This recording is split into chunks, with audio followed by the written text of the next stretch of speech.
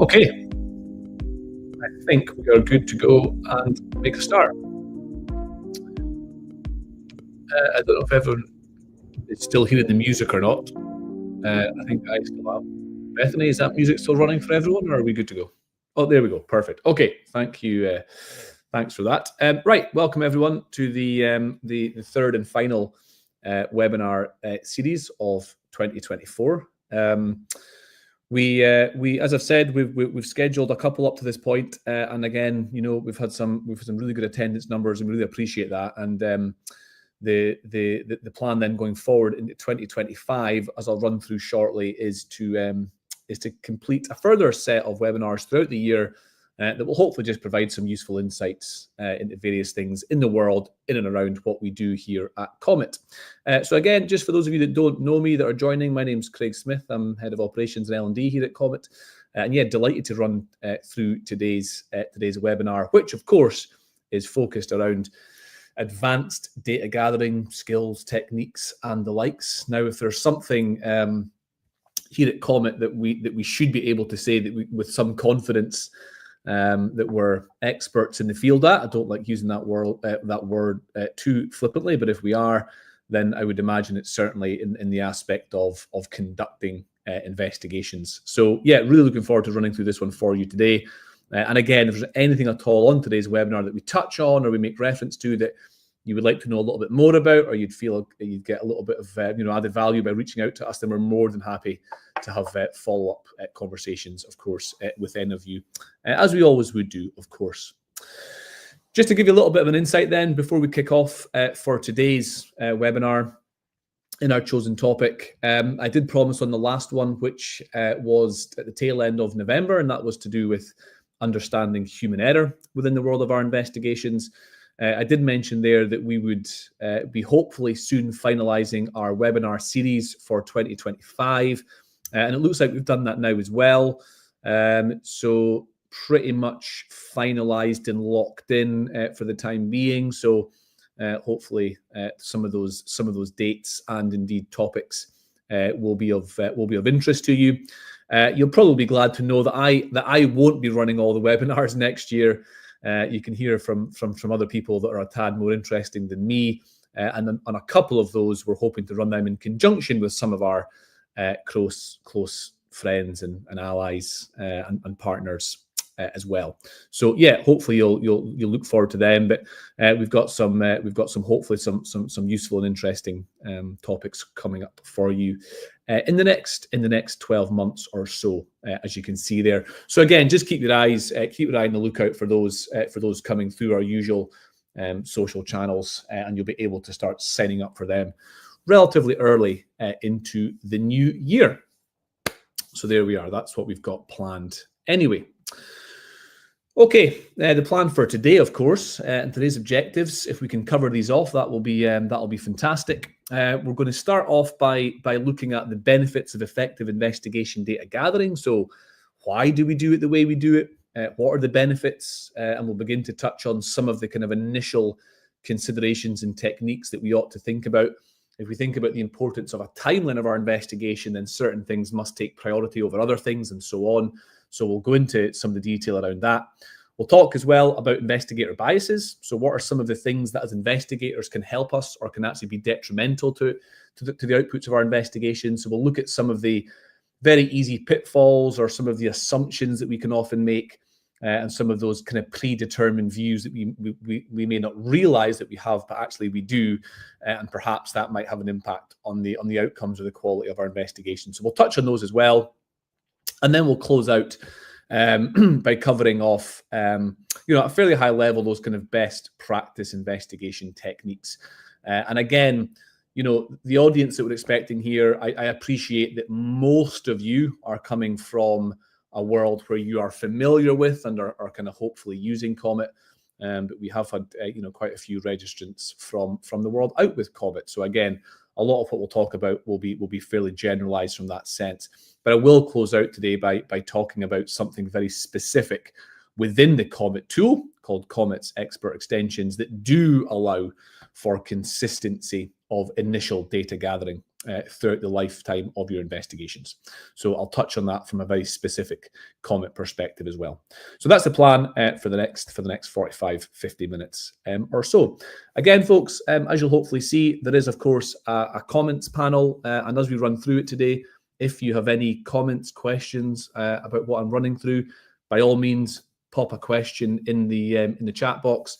If I can't pick it up in live time, then I'll certainly pick it up at the end of the session as well. And again, I'll stay online for a few minutes once we actually close out. If anyone has any burning questions or you want to have a chat about something, I'm more than happy to do that as well. Okay, let's go ahead, kick off then. Let's take a look at the benefits of why we should be gathering good data. Let's kind of set the scene a little bit and sort of lay some of those early foundations. Well, I'm not going to run through all of this, word for word, but you could make some, I suppose, some fairly obvious reasoning yourself as to why it's important that, individually, yes, but at an organizational level, that we do conduct, good quality investigations. And, the very obvious things are, it's what you put into it is typically what you'll get out of it. So anyone who has been through specific COMET training, with myself or indeed others in the team, you will have heard us talking about that practice of whatever you put into it, you will get out of it. Good in, good out, poor in, poor out. So if we think about our investigations as a process and we think about the outcomes that are generated that we try and build actions on to prevent a reoccurrence of that incident, then of course we can't expect to do that without making some effort to understand what actually happened. So there's this transition period in an investigation where we first of all need to establish the facts, and that's what happened. In the world of COMET, of course, that's known as the discovery phase. And then we move on to why it happened. And of course, in COMET, that's the analyze phase. And I think our very first webinar we ran at the beginning of November talked about the importance and how to go about a proper root cause analysis. So this is what feeds that process. This is what feeds that machine. And if we don't have a consistent way of doing it, if people, investigators, responders on the ground don't know those key steps to go through and what they should be looking for early, then there's going to be a stronger possibility that our outcomes perhaps won't be quite as reliable as they could be. And of course, that might have an impact on our future, improvement strategies and things that we put in place as well. So, it goes without saying, accurate analysis, good input data provides a solid foundation, as I've just said, for properly understanding the root causes. I'm talking to those of you now that are very much from within that COMET world. The COMET root cause structure.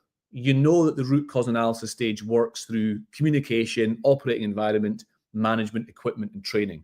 There is a series of questions that you are going to be asked within that process that you've got to answer. If you are unable to answer those questions, yes or no, with ultimately fact-based information, not just our assumptions, which we'll come on to shortly, but without fact-based information, then of course you're going to struggle to get to probably all of the right root causes. So the more informed, input data we have, the much easier it's going to be. And that's what we mean by that second one. We can make informed decision-making with proper information at our disposal, as opposed to trying to make assumptions and come to a conclusion about how we can prevent something from happening again if we haven't gone to enough to understand why that is. So I always think about it from the perspective of this. If I am responsible for an investigation and investigation outputs, and I put my name to a final report with root causes and actions, and what you're essentially saying with those actions is, this is what's going to prevent reoccurrence of this event going forward, or as best we can. How do you know that's going to be the case? What justification level have you got? And all of that has got to tie back at some point in time to what you found out during the investigation, the discovery phase. What link or what thread have you got to say, well, actually, this happened because of this, and by preventing this again, then that should give us a better chance of preventing that reoccurrence. So you've got to have that connection between what happened, why it happened, and how we actually fix it going forward. There must be a theme. There must be a set of connections in there. And if you don't have that, then we've probably gone off course a little bit, and we're now beginning to introduce third-party elements or things like our opinions and assumptions and biases that perhaps maybe aren't quite as fact-led as possible. So accurate analysis, goes without saying, helps us make informed decisions, of course, and all of that pulled together should ultimately, lead to us becoming much better at learning and improving from the outcomes of these investigations. And whether that's processes, whether it's training, whether all these things go together and contribute, of course, toward our overall culture, it's those insights that we get of those investigations that are really, really important. Now, a lot of this I have already said. I probably covered a lot of this in our very first webinar, but the point being, this information doesn't come out of thin air. It doesn't magic itself. You have to go and do a little bit of the groundwork and go through some key steps, which we'll introduce to you later on today, of course, about what those key steps and techniques look like. But it's really important that these are some of our reasons why. So if we needed no validation or motivation to do good investigations, then well, I'm hopeful that this certainly provides that initial why, and that's really important, I think, as well. As we go into it, so let's not lose sight of what we're actually looking to achieve. Of course, we've got to take a realistic view to these things. There will be operational demands. Some information might be very difficult to gather, but if we don't at least try, then you'll never know. So quality in, quality out, of course, is a very obvious reason why we do this. A little bit of information here, and I'll kind of run through these, relatively sharpish for us. But if we think about this from the outset, what does good information, or what does good data gathering actually look like? So what are some of those sort of key things that we should be looking to try and establish during the course of our investigation? Well, first and foremost, without making it overly complicated, consider a range of sources. Don't rely on one source of information. So what do I mean by that? Well, a source of information might be a witness, it might be a human being.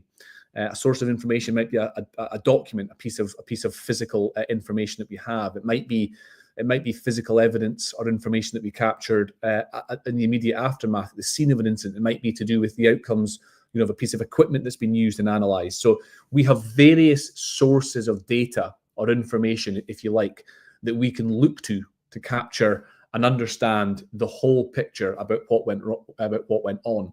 So again, consider all of those sources available to you that are available at the at those locations, at that site. It won't always necessarily be the case, but don't just rely on one piece of information. Don't just rely on some initial accounts on witnesses. Don't just rely on documentation that you've provided with and make that assumption that it's all accurate and correct, because it might not be. So you have to think with a critical mind. You have to think about things from very much an analytical and evaluation perspective. How things may appear might not necessarily be how they actually are.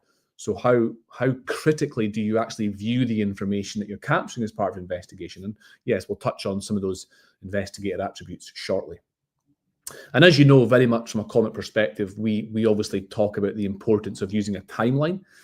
That gives you a really good, effective way of organizing your data that you're gathering, particularly if you're investigating something quite significant. A lot of what I'm talking about here, of course, is scalable. If it's something lower level, you might not need the same level of effort. If it's something more significant or the potential to be higher, you'll require a lot more effort. So it is a lot of this, of course, folks, is scalable. But nevertheless, timelining the information that you have, organizing it in such a way that it becomes easier to understand what happened, who's involved, when, how, where, why, all of these important things. We can organize that via timeline, of course, in COMET. That's our SID grid tool that will help you do that. Accuracy and precision, as I've began to touch on a little bit, think about the data that you're actually capturing in terms of its accuracy, in terms of its authenticity. Do we have to review that information? How valid actually is it for the investigation that we're gathering? Try and capture things, as quickly as possible. It's the sort of classic mantra that, if you don't capture something now and you later realize that it was relevant, or you might have, you wish you'd spoken to that individual, you wish you'd captured that document, or whatever it might have been, the longer time goes on, the less chance of that information being readily available to you. So how quickly we respond and capture information, I'm not, this is not CSI with, white suits and dusting for fingerprints and the kind of golden hour. It's not quite as extreme as that, obviously, but there is a necessity to how quickly we're able to actually respond and get the investigation underway. To capturing the right witnesses and who they actually are, as it says there. Let's not introduce potential kind of memory fade into things, and even just the actual outcomes in the immediate aftermath of an incident, scene, location, that will change dramatically, post incident. So let's make sure and be across that and capture it as much as possible. So how quickly we're able to respond efficiently and effectively, of course, can have a big impact on the quality of your investigations. Be objective. Be objective as well. Again, we're trying to capture as much, of course, fact-based information as possible anyway, to try and have very much an objective view on what we're gathering. So try and avoid those biases or assumptions that might creep in. Let's try and make the process and the information and their outputs, as least subjective as possible. So let's try and take a step back and create this picture that's balanced and fair, as best we can. And we often get asked this within training as well, that we're delivering. What about teamwork? How should we be building our investigation teams? Well, there is no absolute right or wrong way to do it in our experience. However, again, if we are investigating something of significance, let's say, and it might take us a few days or even a few weeks to kind of get to the bottom of it all, then you're going to have to rely on a team. It cannot be down to just one or two people. So yes, leadership within a team is important, to protect the team, to make sure they have the time and the resources to do the job that they need to. So effective leadership and effective terms of reference is really important, but also the makeup and the skill set within the team.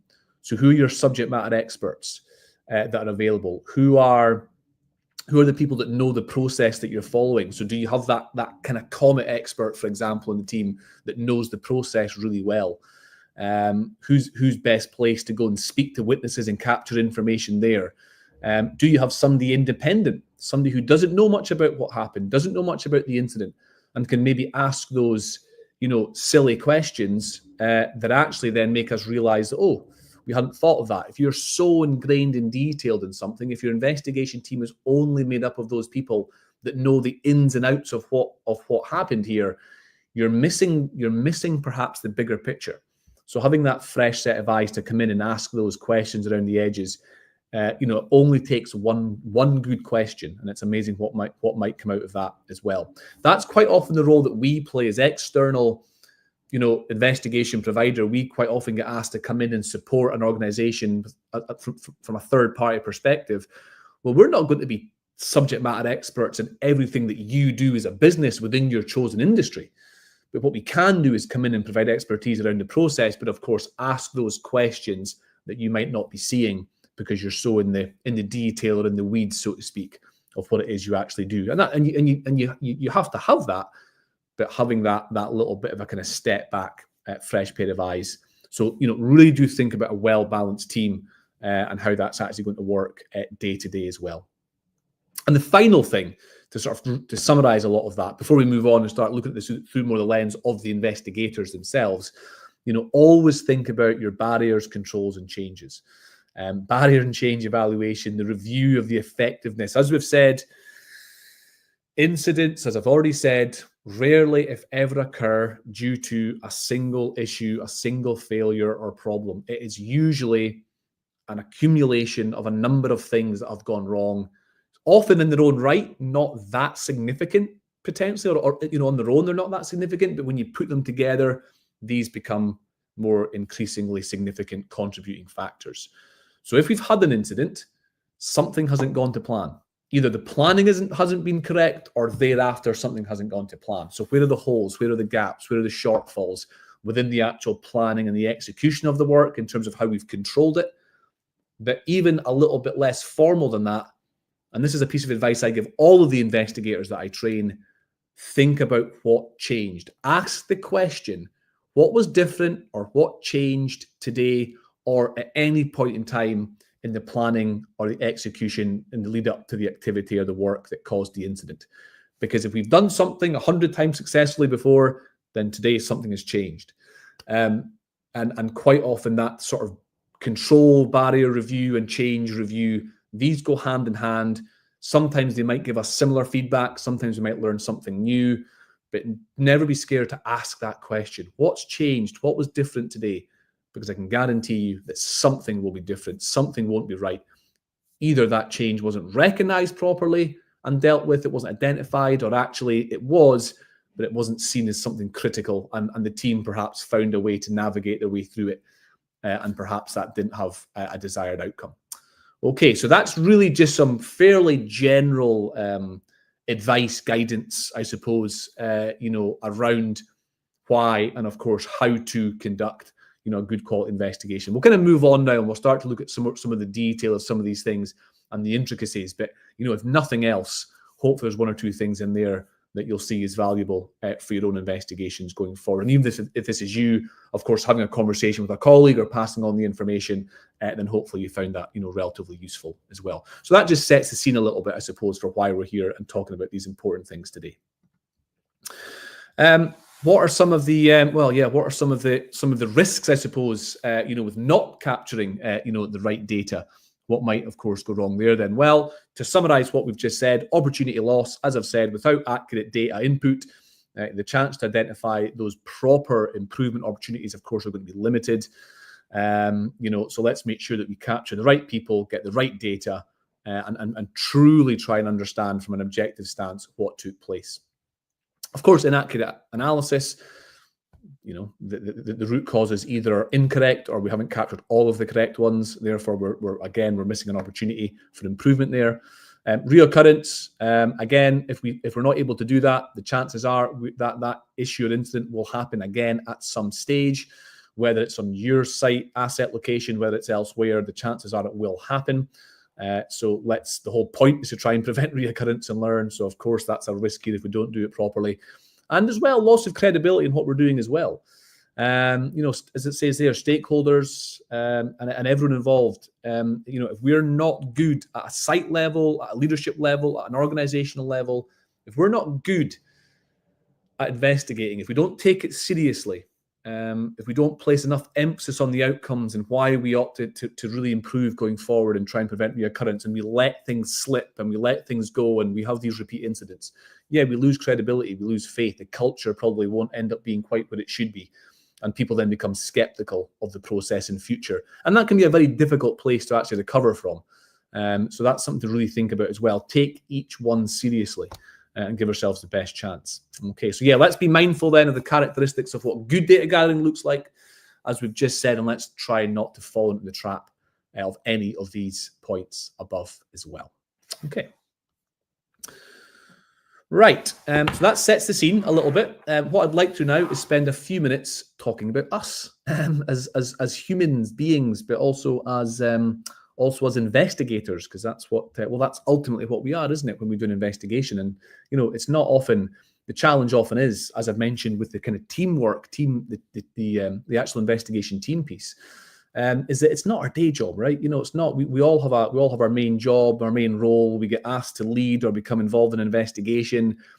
Day 1, day 2, it's priority. Day 3, it starts to kind of wane off a little bit, and by the end of the week, we're kind of back doing our day job and we're just touching base with the team. So it's difficult, right? It is difficult. These things are a challenge. So what I want to do is spend a few minutes exploring that side of things and some of the things that we can do to try and be better investigators and think about, and also things to try and avoid as well when it comes to our own approach, mindset biases that might creep in and ultimately adversely affect the outcome of our investigation.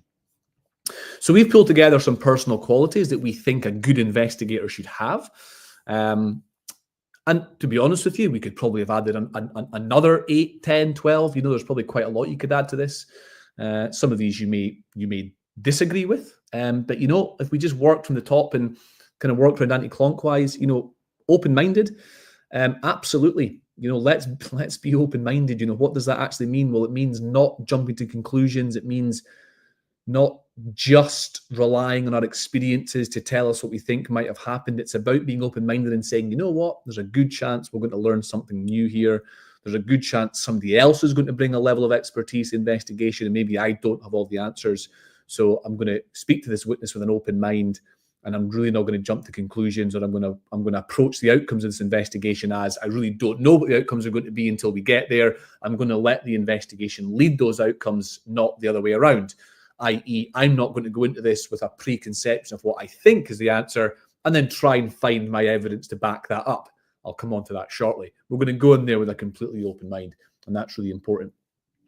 Decisive decision making, yeah, absolutely. At some point in time, we have to progress, we have to move on, and sometimes we've just got to kind of stick our kind of flag to the mast, so to speak, and say this is what we are going with. Sometimes you will not get all of the answers. Investigations can be challenging, and there might be occasions or times where actually, no matter, as it says there, no matter how tenacious you've been, and you're not just accepting a single answer as the right answer and digging a little bit deeper, sometimes you won't always get to the outcomes that you think is right, or even necessarily you haven't got an access to a source, a witness, a piece of information that you really like to, and you have to just draw a line in the sand and move on. That is just the nature of the beast sometimes with investigations. So we have to be decisive. We have to know when to move on. And as I said, they're tenacious. Yes, absolutely. Let's not just, let's just not stop at the first hurdle or the first challenge that presents itself. But sometimes, we do have to just move on. And of course, being neutral, I touched on that a little bit earlier on as well, about taking a very much an objective view on things and taking a step back a little bit and not showing favoritism or favorship to one particular outcome or finding, than another.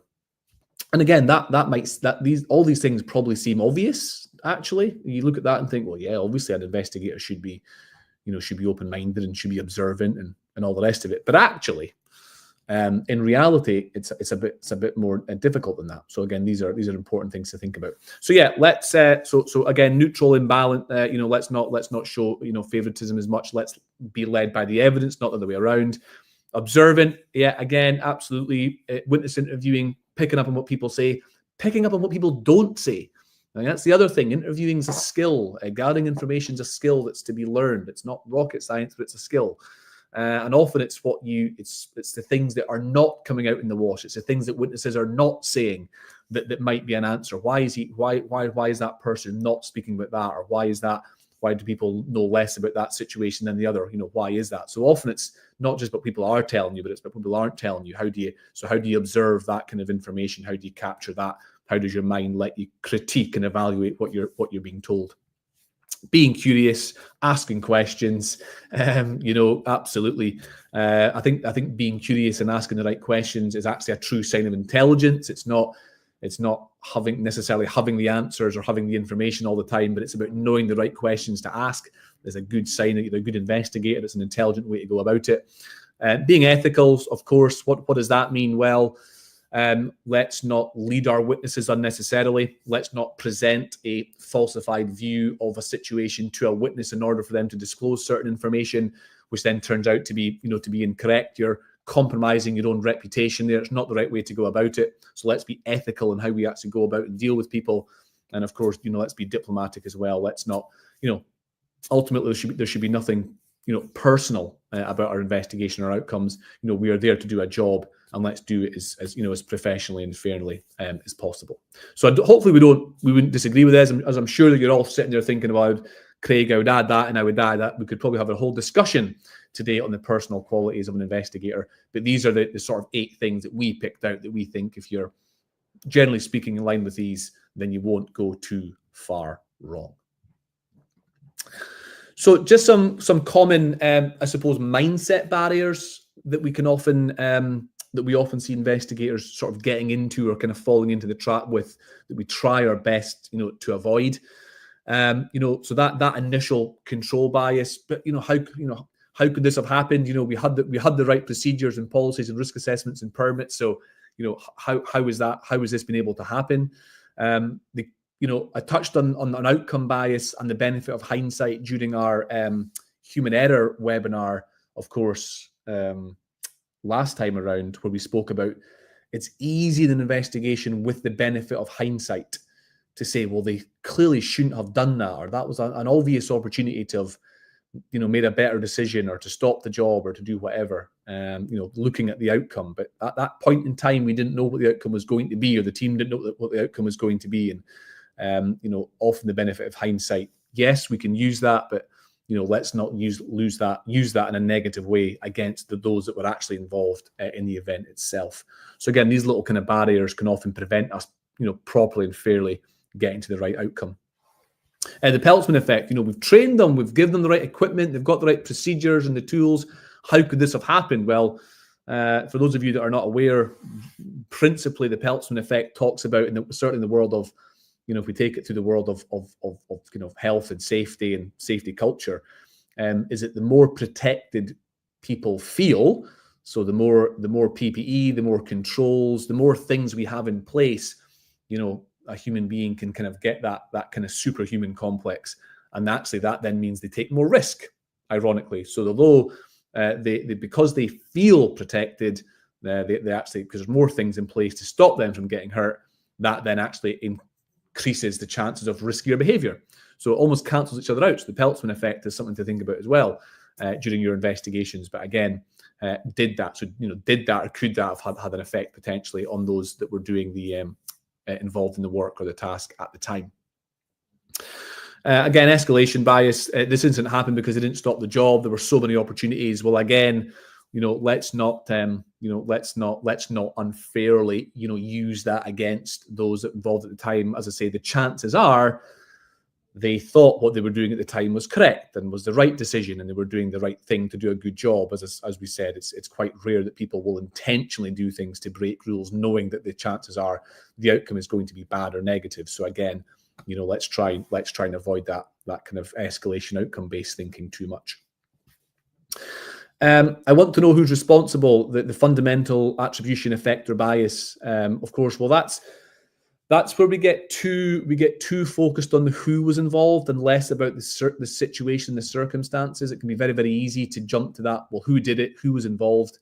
I want to know who was at fault, who was responsible. Yeah, people will be involved. People probably have made mistakes and errors and lapses of judgment or poor decision making. But again, there will have been reasons why. Quite often, other circumstances, influences that led to that decision or led to that mistake or that mindset at the time. So let's start there. Let's not jump to conclusions here and jump to that sort of person responsible. Let's not fall into that trap either, because that doesn't help anyone, and it certainly doesn't help those involved that we are trying to get useful information from. So let's think about that. And the final one to think about is, as we've touched on briefly, we think the cause of the incident is an outcome, X, Y, or Z.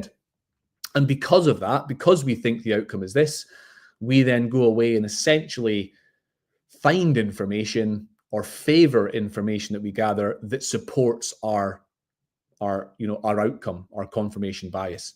So you've essentially decided on what you think the outcome is likely going to be, and either consciously or subconsciously, you end up sticking with and gathering information that ultimately supports that view. And maybe you end up inadvertently discarding other information that may be relevant, but because it doesn't necessarily support your view, you perhaps think it's not relevant. So of course you don't then gather it, you don't add it to your timeline. It then doesn't have a role to play in the root cause analysis and action items. So again, don't get caught in that trap of thinking too far down the road and coming up with a solution and then finding the evidence to fit. It's easy done. It is easy done. And I'm not saying you shouldn't trust your instincts. I'm not saying that your experience doesn't play a role. Of course it does. I would actually encourage you to follow that instinct and that experience. But whatever the outcome is, it must be led by the facts and the circumstances of the incident. Don't just find facts and circumstances to support that bias that you might have. So yeah, just some common mindset barriers, approaches that us as investigators might have. And again, there might be something useful in there for you, of course, to think about as well. Now, this is an interesting one. Well, I find it interesting. You may or you may not, of course, but the perspective of what an organization might see as how we do work. Okay, so this is like how we do work from an expected place versus how we do work, or how we expect work to be done, versus how it's actually done and what actually takes place day to day. So in an ideal world, we operate in a pretty straightforward manner. We have a task, we do the work, we complete the work, we do all in a fairly planned, orthodox manner. Nothing really goes wrong too much. We're not ever in a risky situation. And the boundaries of unsafe work we never really touch on, and we tend to complete tasks safely. That's typically how we plan for work. We try and mitigate the chances of it becoming unsafe and risk becoming involved. But actually, if our perspective is, well, that's how work is done, well, then that's how we are going to go and investigate it. We're going to go and look at those barriers and controls, and we're going to look at it through the lens of, yeah, but that's how it should have been done. So that's what we're going to investigate against.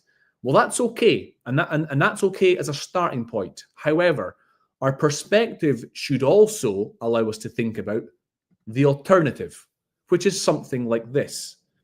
So again, from our viewpoint as an investigator, we should also be thinking about, okay, that's maybe how things are planned, and that's maybe how things ought to have been done, and maybe sometimes things do go like that, but more often than not, they probably don't. And actually, the reality of how work is done is probably more like this, where it often will touch on that safe work, linear approach. But actually, we probably do the majority of our work in a state where, there is risk, and we know that, and we carry that risk, but we deal with it, and we deal with it usually pretty well. And we might sometimes get uncomfortably close to it being unsafe, but maybe we do take that risk, or maybe we do use our experience and workers and effective operators. We sort of get round that a little bit, and ultimately we still get a successful outcome. But if we were to sit and evaluate that work with or without an incident, let's take that from the context of without an incident. If we were to sit and actually evaluate all the work that we do you think the reality would be that, or do you think the reality would be that? I would hazard a guess that the majority of cases, the reality would be this. So therefore, when it comes to investigating where an incident has gone wrong, let's not presume that it's a one-off. Let's not presume that, of all the successful days we've had, the work must have been like that. And the day we had an incident, the work must have been like that. That's not the reality. The reality is probably it's always like that. And we probably do get close to those touch points of unsafe work more than we think.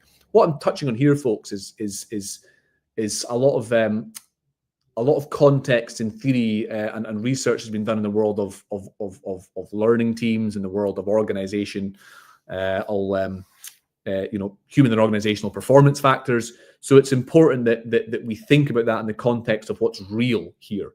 And the chances are, when we've had an incident, it's not the first time it's happened. It's not the first time we did work like that. That's actually become quite normalized. But on the day of the incident, it didn't quite go to plan. We were able to navigate it safely. Okay, so it's think about it through the context of this is quite normalized behavior now. So how do we actually try and, continue to mitigate it, but through the lens of a practical, realistic approach, not what we think is perfect, because that's probably pretty unlikely that's actually happening. It's far more likely to be something like this, where things fluctuate and it's not always perfect, but we get away with it. But guess what? We do work successfully. We don't have an incident. There's no near misses. We kind of get through it. Do we ever review that if the outcome is successful? Maybe we do. And if we are, great. But, we probably don't. Not really. Not as in depth as we would if something has gone wrong, of course. So let's perhaps think about that as well. So a good way to do that actually is introduce that concept of work review, perhaps to a learning team. So you can review things that have gone well. You can review things that have not gone well. And it's amazing what you will learn in an open culture where you have those conversations about, okay, we did a task successfully today, really good job. Let's talk through what we actually did. I bet you a lot of this type of activity will actually have happened, and things will have fluctuated quite a lot, and it wouldn't have been a perfect story like that. So again, something to think about as well. Don't just think that we had an incident. This is the one day it's gone wrong. It probably isn't. It's just the one day that it's said that it's really hurt us. So again, a little bit of perspective to think about there as well. Okay. So again, I just wanted to spend, sort of 10, 15 minutes there focusing the attention, back on us. I've said there's probably enough in that one session alone to do an entire section on this. But we don't have time for that. I want to talk about a little bit more than just ourselves. But these are some common biases or mindset barriers that we might have to try and overcome during an investigation. And again, folks, to try and put this into context to be as scalable as possible. yes, it's good practice to get into a routine of all these things, but these will particularly play a role, of course, and a lot of these things I've mentioned already, you know, in those higher level, more significant events, then these things are probably ultra critical. I would encourage you to consider all of these things all the time, but they're probably ultra critical on those kind of higher level cases as well, particularly when you've got a whole team involved and you've got different perspectives, personalities, dynamics. All of this stuff then becomes all the more important, particularly from a team leadership perspective as well. So to close out this today's session, we're going to talk in just a little bit more detail in a kind of practical sense about some best practice techniques that you can take away and hopefully pass on to others as well. Now, again, this very much is a lot of this, what I've pulled together here. We actually do go into some of the detail on this. We do run some advanced investigation techniques training through COMET, and some of what I've got here to show you is actually from that very material. So it's really relevant stuff that you'll hopefully find useful. And again, none of it rocket science, folks, but you know, things that we should be thinking about as takeaways. So again, if we talk about the prioritization of evidence gathering in that linear sort of timeline reaction to an incident, we have to probably prioritize three things. The actual physical scene or location of the incident, okay? Well, we need to capture that, okay? So what's changed? Come back to that's what's changed. What was relevant at the time of when the incident took place? How was the scene and the environment on the immediate lead up to it? And how was it in the immediate aftermath? Did things change? Did things move? What does the situation look like? So that quick response is critical to this, as we spoke about earlier on. But it's really important that we establish and we capture that initial situation and circumstances at the scene as best we can. Also important, that ties hand in hand with that, is preserving physical evidence. Okay, that might be PPE. It will likely be equipment, materials, components that we'll be working with, the actual physical environment that we're in. Is there anything physical that we need to actually capture and log and take possession of? We should be capturing that as early as possible as well. We really ought to be working off a consistent checklist when we do this to make sure that we don't actually miss anything. Let's not leave it to chance. And what's really important is the capturing of initial accounts, which I'll touch on shortly. But what we're saying here, folks, at a high level is let's make sure that we capture the people that were there, that were involved, whether it's the planning, the execution, the aftermath. Who are those people that are going to be able to directly help us out? Early identification is key. That might seem obvious and it might seem easy, but it's not. People move away. People step back from the limelight. People don't want to be associated necessarily. We have to capture and at least identify those that were in the vicinity and involved as early as possible. Otherwise, we risk losing an opportunity to speak to that individual and capturing useful information. So if you break that down just briefly into the 3 steps, scene recording, well, again, for those of you that have actually gone through specific COMET training, you will be familiar with this. We talk about the evaluation of any recording or CCTV that you may have had. I appreciate that, you know, a lot of sites and locations don't have that. Often they're there for security purposes. Often they're there to monitor specific equipment or operations, you know, at a location. But don't just think about it in the context of, was the incident itself captured? Also think about simultaneous operations. Could anything else? So what else was going on at the same time? Think about it in the context of environmental issues or housekeeping. What about in the you know, the immediate aftermath of the incident? What about in the lead up or the planning or even the days prior? If that work or activity has taken place at the same location, it's regular and it happens often, then does the CCTV capture what's happened in the past? So if you hit a barrier where CCTV hasn't actually captured the event that you're dealing with, well, think a little bit outside the box. What else might it have captured that might well be useful to your investigation as well? Okay, and that might be, as I said, the lead up, so the history, but also that kind of SimOps and the kind of general culture, housekeeping behaviors that you're seeing going on as well.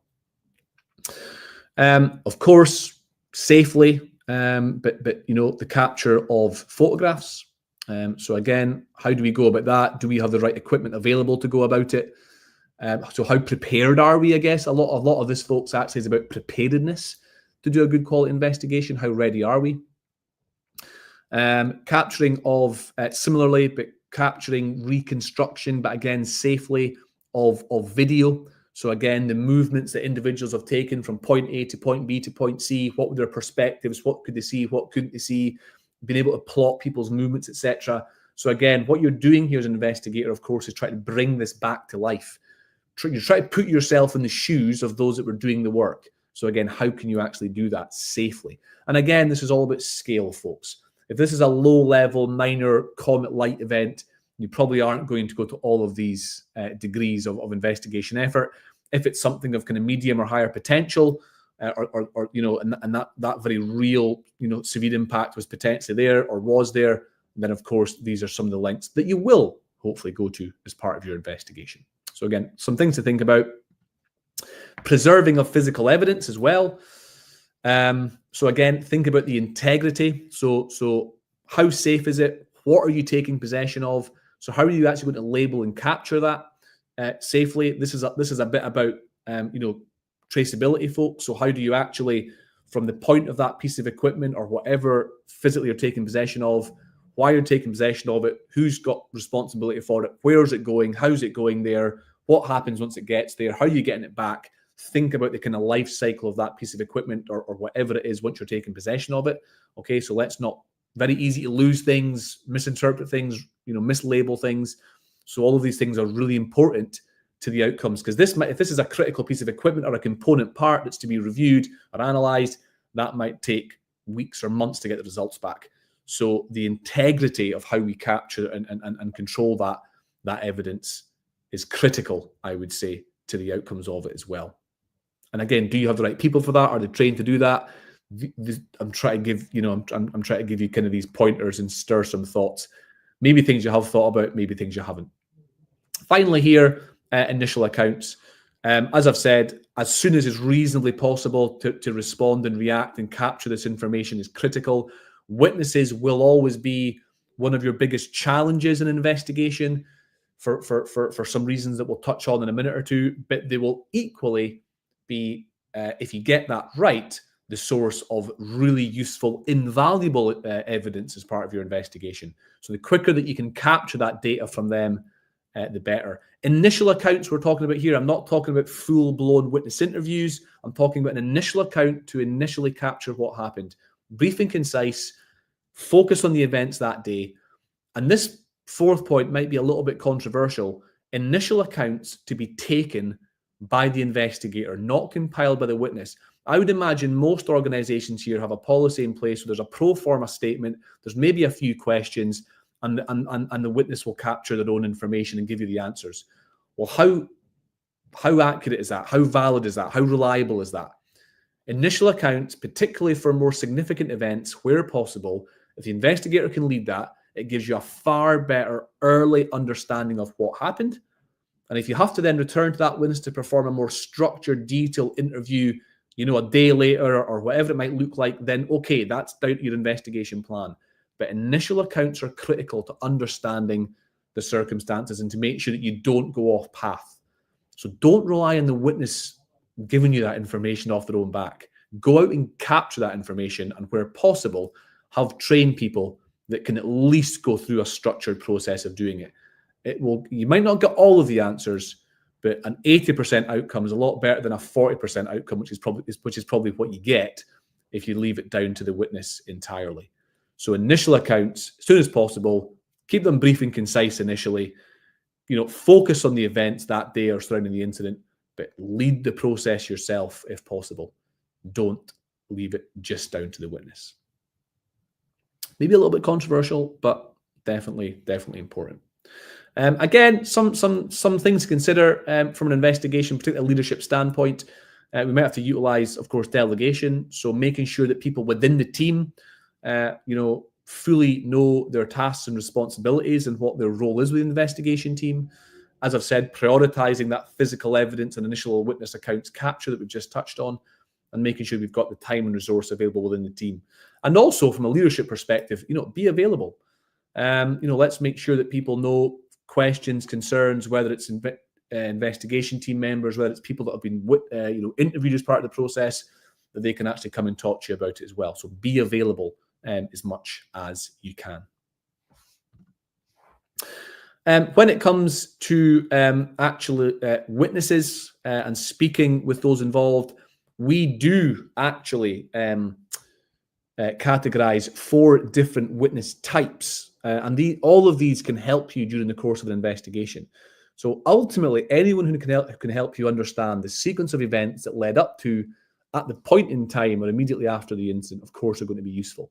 They might be subject matter experts, they might be external independent expert witnesses, they might be more organizational management dependent witnesses, but more often than not, probably 70-80% of the time, your most critical witnesses, particularly in the immediate aftermath, are going to be those direct witnesses, okay? Those that were involved, that can firsthand give you that information. These are the people that you've got to try and identify as early as possible.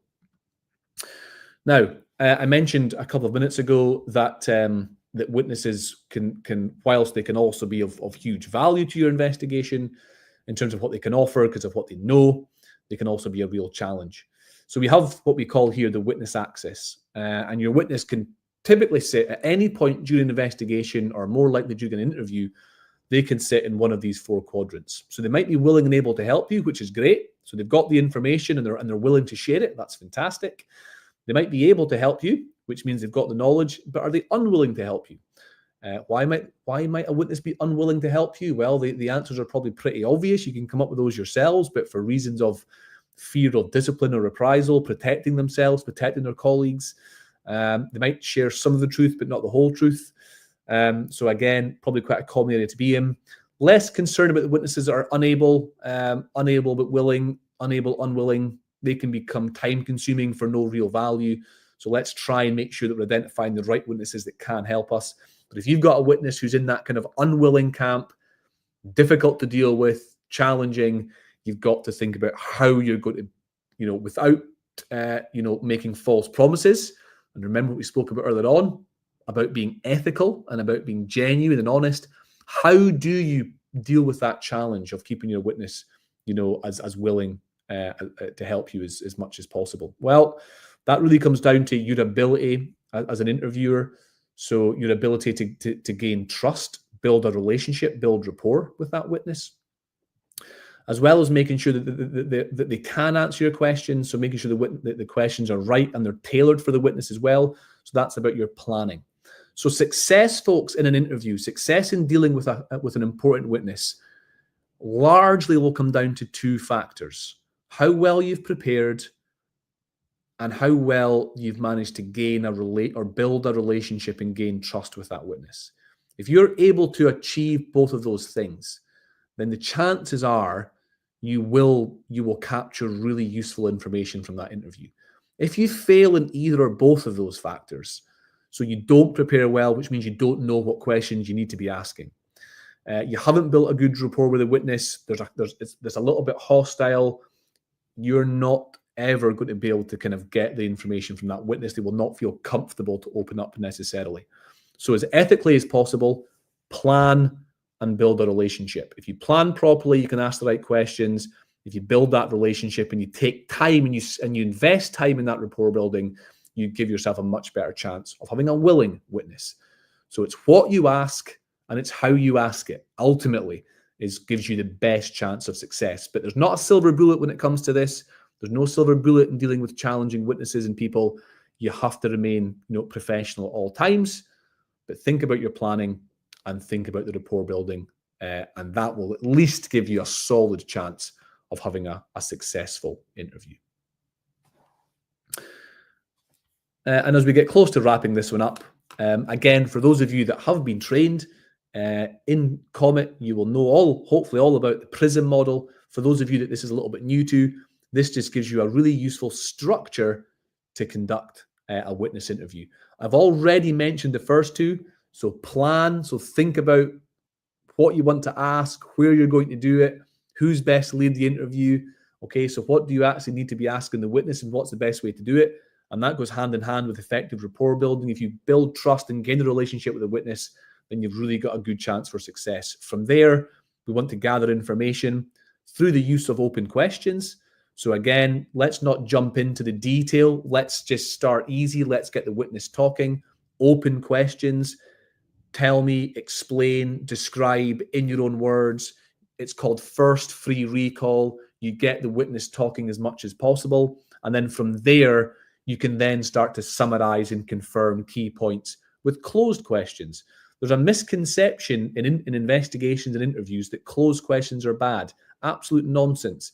Try having a conversation with a colleague or a friend or somebody where you only ask open questions. It's impossible. Sometimes you just have to get to the point. You've got to clarify something. So you do that through closed questions to confirm facts, to challenge inconsistencies or things you're not quite sure about, and to make sure that you establish and you've captured all of the right information. So a good interview is a combination of open questions and closed questions. And if you get that planning and rapport building right, then you really are on a winner. If you don't get that right, you're going to struggle to get the information that you're looking for.